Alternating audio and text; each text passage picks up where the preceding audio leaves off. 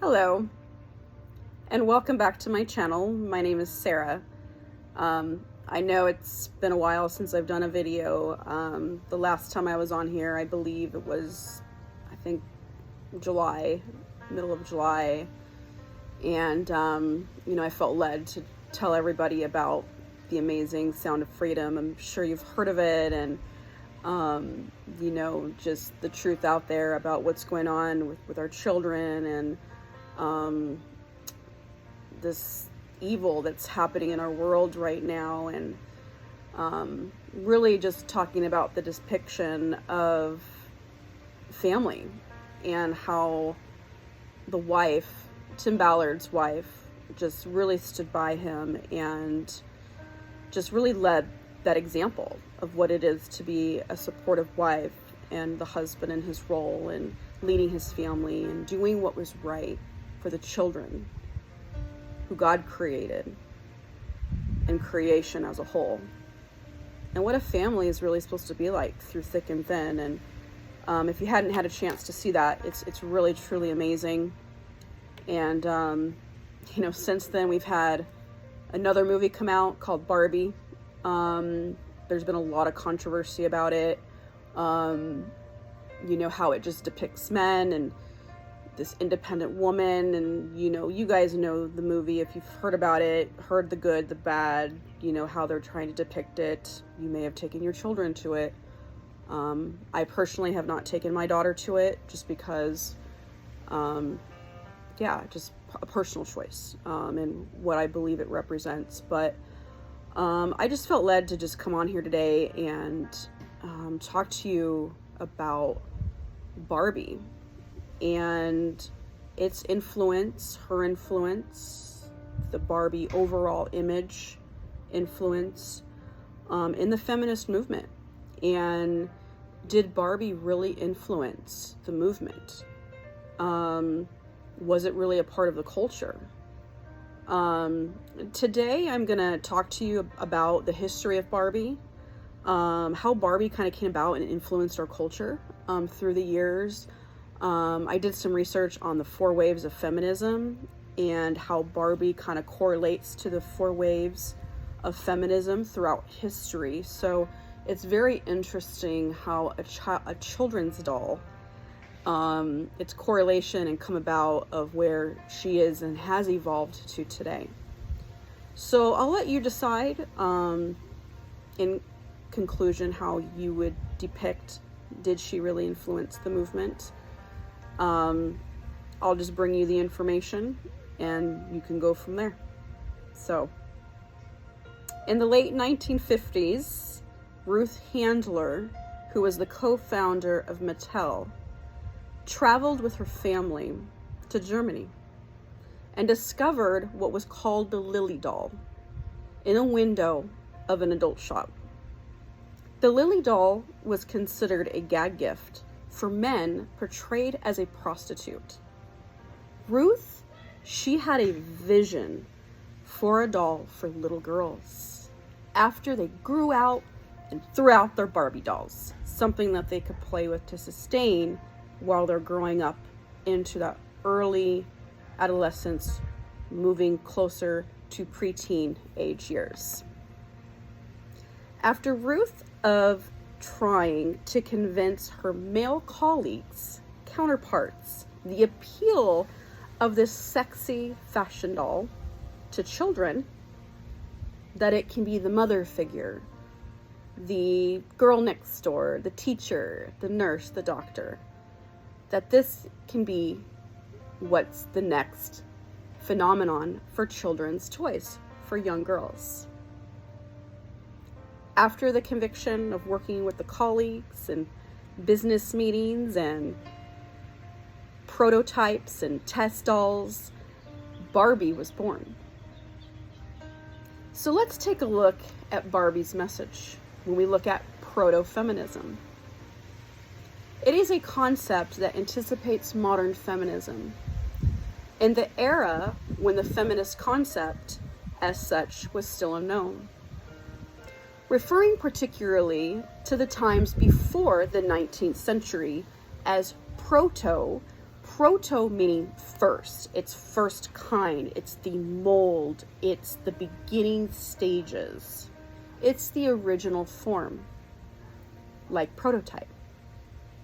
In other words, characteristics or aspects of feminism that took place in history before the beginning of the modern feminist movement, which we have seen in the last 100 years, at least 100 years.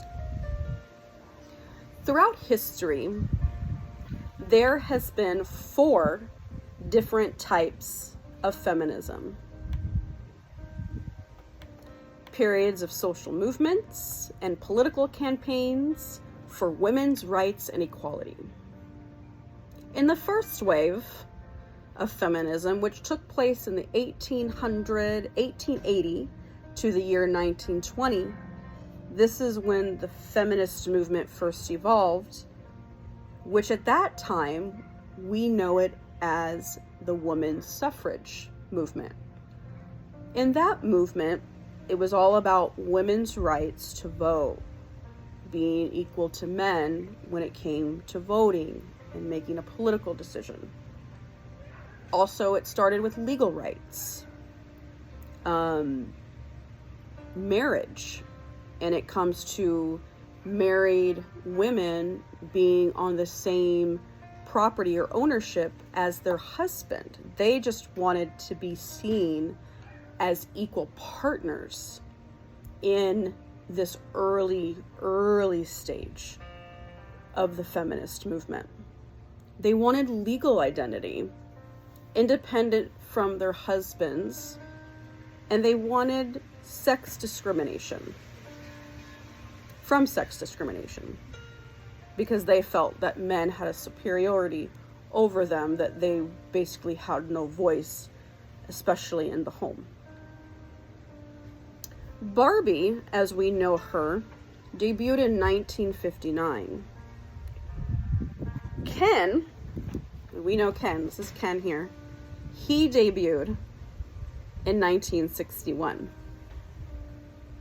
Following Ken, debuted the Barbie Dream House, which was originally made from cardboard in the year 1962. In the 1960s, draws connection to Helen Greeley Brown's book called Sex and the Single Girl, a single woman's guide to men, careers, housing, diet, fashion, and money. According to Wikipedia, the book encourages women to become financially independent and experience sexual relationships before or without marriage, initiating that most single women in the U.S. would be able to own their own home and have a separate bank account while having over the option of 200 different types of careers for women. This included a doctor, a teacher, an executive to the vice president.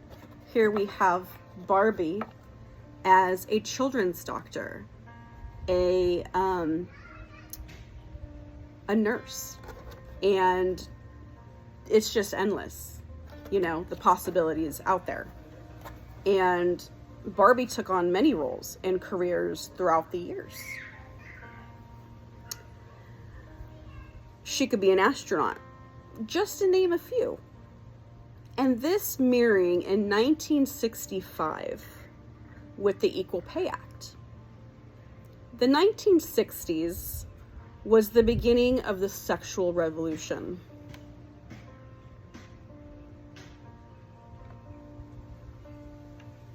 The second wave of feminism really started in 1965 to the 1980s. This was a time of sexual and financial freedom, reproductive rights, workplace equality, and domestic violence, fighting against domestic violence, strict laws on domestic violence, and the rights for women in the home over abusive relationships. and really for both roles, for men and women, of domestic violence. Books came out such as Feminine Mystique, which women defiles their traditional roles of wife and mother, inspired by the civil rights movement, reevaluate traditional gender roles. And in 1965 was the Equal Pay Act and push for reproductive rights with Roe v. Wade. In 1973, making abortion legal across the U.S. Hence, at this time, the beginning of the destruction of families and eventually trying to destroy the nuclear family unit. And you don't have to tell me that, ever since abortion was legalized, there hasn't been any change in family, that hasn't been effective. And, whatever your thoughts and feelings are around that topic, I think we can both agree that abortion does destruct families. It disrupts the family. And the coulda, shoulda, woulda, and the family unit has not been the same since the 60s and the 70s. And here we are, in a different time, different era. The National Organization for Women accused Mattel of gender stereotyping boys and girls in 1971. And over time, the feminist movement changed along with the people who identified with it, thus Barbie changing along with society norms. Barbie really became the social influence of society that we see it today. The 1980s kind of slowed down a bit for the feminist movement. The Roe v. Wade has been kind of now part of life. It's just what we know, right? Anyone born after 1973 is considered the post-abortion era. And it was just starting to become normalized, right? And conservative values were starting to kind of take heed. Women were getting more affluent in the workforce. Women that may be in traditional secretarial roles are now become supervisors. More female teachers, more female nurses and doctors. We're seeing more prevalent, and things have kind of just settled down at that point due to the conservative forces of Ronald Reagan in the White House. But during the late wave in the 1980s, Mattel introduced Black and Latina Barbie. In 1985, Mattel launched Female Empowerment Movement, an ad campaign that says, "We can do anything, Barbie, right?" And it says it right here. And even in today's Barbie, even on a Barbie with a career, an astronaut, a teacher, a doctor, you still have where it says today, that right here, it shows, Barbie, you can be anything. And it hasn't changed since the 1980s. And this has been a slogan into young girls' minds. I played with Barbie in the 1980s, and I grew up knowing that because of Barbie, I can do anything that Barbie does, right? Something to think about.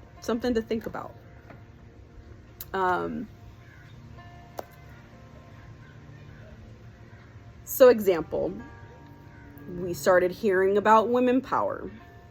Women take over the world mentality. I can be Miss Independent. And it also became a message during that time in our social norms in the late 1980s going into the 90s that a career was more important over family.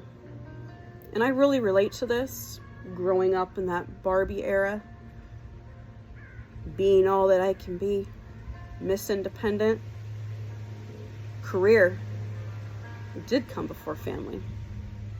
And I'm paying for those repercussions today.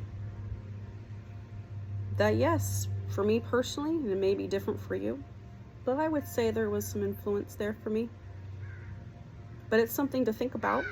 I never even thought about it until this whole Barbie gig influence. Hey, let's bring Barbie back. Barbie's cool again. Yeah, let's make some money. Let's bring it back, Mattel. Very interesting to correlate the two. The third wave of feminism in the 1980s, diversity and diversity and inclusion of women of color. We've been seeing in this third wave of feminism in the 1990s and going into the 2000s, the LGBTQ plus women. This also is a year of women saw an unprecedented number of women elected to Congress. Okay. This third wave expressed sexuality and individualism.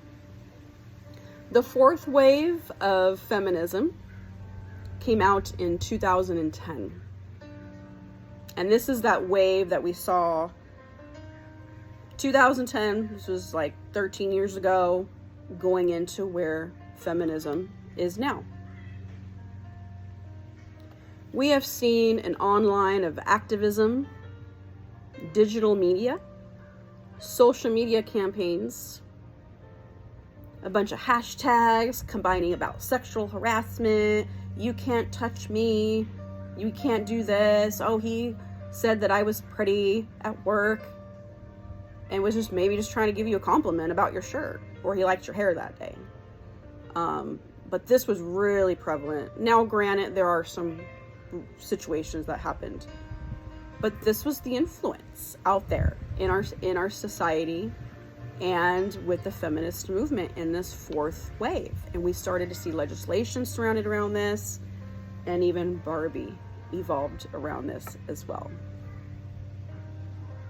In 2016, Mattel introduced new Barbie body types, because Barbie, as we know her, was this thin model, blonde, cute, We really saw just one type of Barbie, later introduced to Latina and African American dolls as well. Different types of Ken dolls and Skipper dolls, and there's been all types of dolls. So in 2016, Mattel introduced body type Barbie, because we are all beautiful, right? And that is so true. And with the evolvement of society and not the skinny blondes and the supermodel types, came petite, curvy, and tall with disabilities, calling it the body positivity movement. But in the year 2017, the hashtag Me Too movement over sexual misconduct of Harvey Weinstein, amongst other harassment cases in the late 2000s. Now, we are seeing today, especially with the movie coming out in the year 2023, we are seeing Barbie pink, right? It's everywhere. You see pink dolls, pink shirts, pink wallpaper. So it's all about the clothing, the pink makeup, pink home. Oh, let me decorate my home, Barbie. Even on the HD network, the home network where you can remodel your home, there was even remodeling a Barbie dream house in Malibu. In the Hollywood Hills, or in the Malibu area, they renovated and made a Barbie dream house. I'll admit it, I watched it. It was pretty cool. My daughter loved it because she just loves pink. But we're in this pink phenomenon and flamingos and the whole nine, right? Everything's pink, pink, pink, Barbie, water, flamingo, whole nine. And in the 80s, angrily yet hyper feminism clothing. And it don't matter if you're male, female, whatever you want to call yourself, pink is cool. And that's the time that we're in, right? We're in this pink movement. Saw the other day kids wearing pink body shorts to go swimming, boys, girls, whatever, anything pink. Everything pink is cool, right? That's the era we're in. We're pink, it's Barbie, yay. So in closing, was Barbie the prototype that shaped our society? Did this doll, from my personal experience, I could see that yes, Barbie has been an influence in society. And you may look at it and say, oh, Sarah, you know, you're crazy. Barbie had no influence on me. I did what I wanted to do, and I'm who I am because of me. And that's great, and that's fine and dandy. And you're entitled to your opinion. But it's just a thought. It's just something that I thought, learning about history on Barbie, the eras of feminism, and just taking a look at, yes, you know, and what we do, culture does influence us. What's in society and the influence of society and culture, no matter what it is, it influences us. Whether it's a doll or cars or whatever it is a part of our society. Barbie may not have shaped the feminist movement. It may not have been Barbie all the way, I'm doing this. But Barbie has definitely shaped society according to social norms.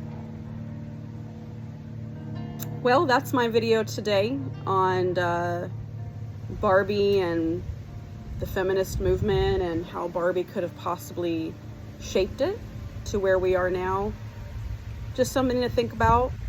Just wanted to put this information out there and give you the research that looking into it. It was definitely interesting to find how Barbie has definitely influenced us, and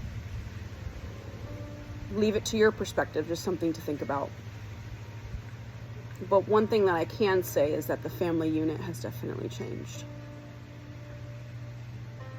There's more single moms now out there than there ever has been. More single parenting, more single dads, more single moms. Less people are married now. So I definitely think there has been some influencing out there. So just something to think about when we think about the overall culture of who Barbie represents. So just something to think about. Well, God bless you. Thank you for listening to my video today. And until the next one, whenever God leads me to the next video to share.